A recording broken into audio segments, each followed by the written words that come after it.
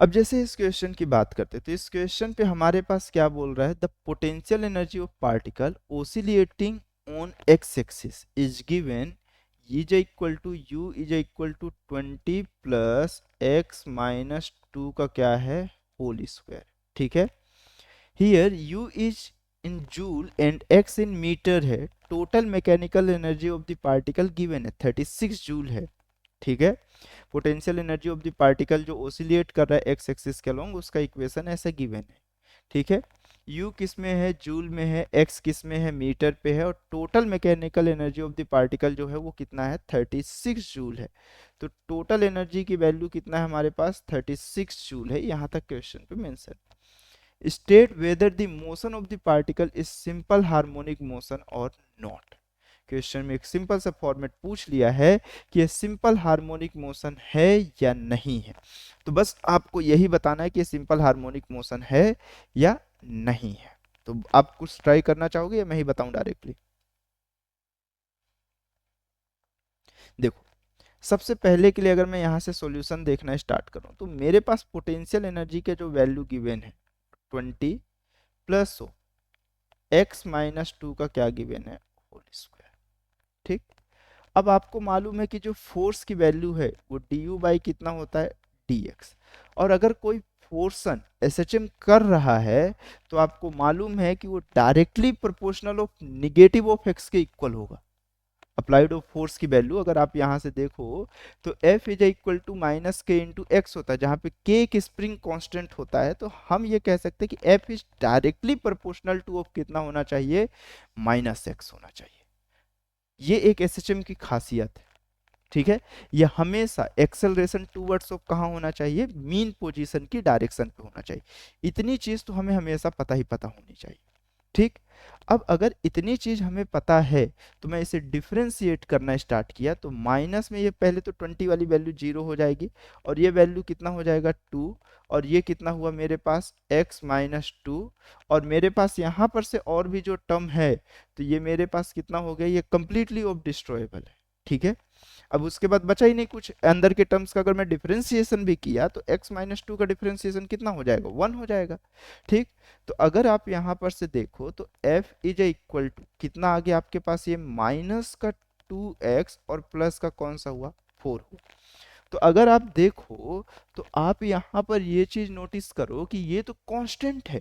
ये कांस्टेंट ये बता रहा है कि फोर्स की वैल्यूएशन यहाँ से आगे चल रही होगी, या फिर एजम्पशंस करो, हटाओ, मैं यहाँ पर से देखता हूँ। मुझे ये मालूम है कि मीन पोजीशन पे फोर्स की वैल्यू कितना है 0। एक दूसरी मेथड में बताता हूँ, आप मत देखो इतना सारा।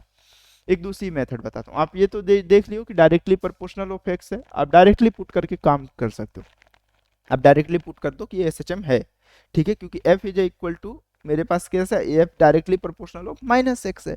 लेकिन अगर आप देखो तो मैं ये जानता हूँ कि एट मीन पोजीशन, कौन सी पोजीशन पे, एट मीन पोजीशन मेरे पास किसकी वैल्यू जीरो होती बता दो। एट मीन पोजीशन एक्स की वैल्यू, सॉरी एक्स की वैल्यू बोल रहा हूँ, मीन पोजीशन पे एक्सेलरेशन जीरो होता है, जहां से फोर्स भी कितना हो जाता है जीरो हो जाता है। अगर फोर्स की वैल्यू जीरो हो गई तो ये मेरे पास माइनस का 2x plus 4 is equal to zero हुआ। तो जहां से मैं ये लिख सकता हूं कि x की वैल्यू कितनी होगी 2x इज इक्वल टू 4, तो x इज इक्वल टू कितना हो गया 2 सेंटीमीटर। मतलब ये बता रहा है कि x इज इक्वल टू जो प्लस का 2 है, ये पॉइंट है मेरे पास कहां पर, ये वो पॉइंट है, ये वो पॉइंट है जहां पे मेरे पास क्या है, ये वो पॉइंट है जहां पे फोर्स की वैल्यू कितनी है 0। तो 2 से ज्यादा कोई भी एक पॉइंट पुट करो कि x is equal to 3 put करो। तो इस इक्वेशन पे, कौन सी इक्वेशन, फर्स्ट इक्वेशन पे x is equal to plus 3 put कर लो, और एक बार x इज इक्वल टू कितना पुट कर लो 1। जैसे ही 3 पुट करोगे तो आपको ये दिखेगा कि ये कितना हुआ -6 प्लस 4 कितना हो गया मेरे पास f की वैल्यू। 3 पुट करो तो -6 और प्लस 4 कितना हो जाएगा -2, और इस पे जैसे 1 पुट किए तो ये मेरे पास f की वैल्यू कितना हो गया +2। -2 जो दिखा रहा होगा वो ये बता रहा होगा कि टूवर्ड्स ऑफ मेन पोजीशन, मतलब निगेटिव की डायरेक्शन पे है। और ये किस डायरेक्शन पे है, देखो x इज इक्वल टू 1 इस साइड है, तो ये मेरे पास हमेशा फोर्स कैसा है टूवर्ड्स ऑफ मेन पोजीशन। मतलब ये बिल्कुल एसएचएम है, यस एसएचएम है। ठीक, इट्स एसएचएम। तो यहाँ तक तो हमारे पास पहला है। फाइंड द मीन पोजीशन, तो हम ये भी फाइंड कर चुके कि मीन पोजीशन कहाँ पे आएगा, x इज इक्वल टू 2 पे आएगा। ये हमारे सेकंड का है, ठीक है। तो ये सेकंड के लिए भी आंसर निकाल लिया कि x की वैल्यू कितना है, +2 मीटर है। तो x मीटर में था, तो ये मेरे पास मीन पोजीशन हो गया। तीसरा, find the maximum kinetic energy of the particle, maximum kinetic energy of the particle आपको ये मालूम करना है।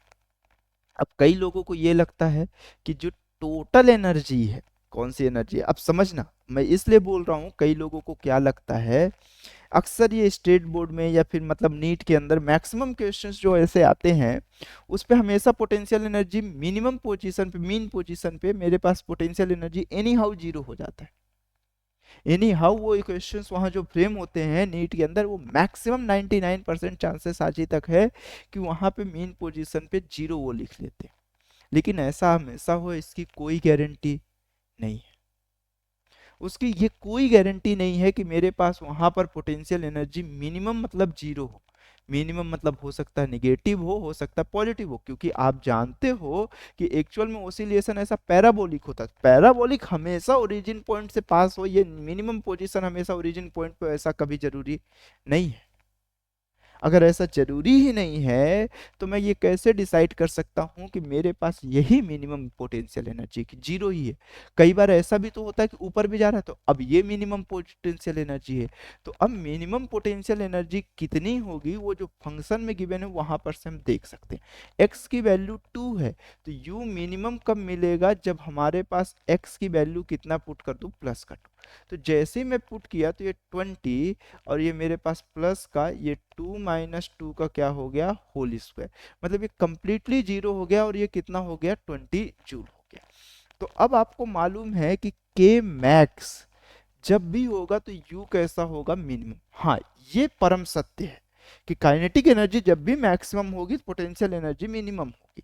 और आपको ये भी हमेशा जानना है कि एक्सट्रीम पोजीशन पे चाहे जो हो जाए, पार्टिकल की काइनेटिक एनर्जी जरूर कितनी हो जाएगी, जीरो हो जाएगी।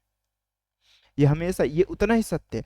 लेकिन ये बिल्कुल सत्य नहीं है कि मिनिमम पोटेंशियल एनर्जी मेरे पास हमेशा मीन पोजीशन पे हो, सॉरी मीन पोजीशन पे तो होगी, मिनिमम पोटेंशियल एनर्जी ऑलवेज भी जीरो। पोटेंशियल एनर्जी कुछ भी हो सकती है, पॉजिटिव हो सकती है, निगेटिव। आप देख सकते हो कि अगर एक स्प्रिंग को मैं ऐसे रखूं और इस पे ब्लॉक लगाऊं, तो अब इसका मीन पोजीशन शिफ्ट हो गया कंपेयर टू ऐसे हॉरिजॉन्टल के कंपेयर में। क्यों? क्योंकि इसमें इस मास के कारण एक रीस्टोरिंग फोर्सेस ऑलवेज भी ऐड रहेगा, जो कि mg के इक्वल और कैसा रहेगा, अपोजिट रहेगा। ठीक। तो यहां पर से अगर हम लोग ये चीज समझ गए, तो अब बस आप यहां पर समझो कि यू मिनिमम की वैल्यू कितनी होनी चाहिए, मेरे पास टोटल एनर्जी के इक्वल होनी चाहिए।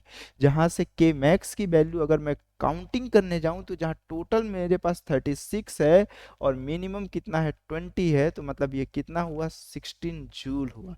तो के की जो मैक्सिमम वैल्यू है, के की जो मैक्सिमम वैल्यू होगी, वो आपके पास कितना जूल हो जाएगा, 16 जूल हो जाएगा। और मिनिमम वैल्यू 20 जूल हो जाएगी, मेन पोजीशन ऑफ 2 हो जाएगा। क्वेश्चन अच्छा था, मजा आया। चलो, तो यहाँ तक आप छाप लो, फिर बाकी कल देखते हैं, ठीक है।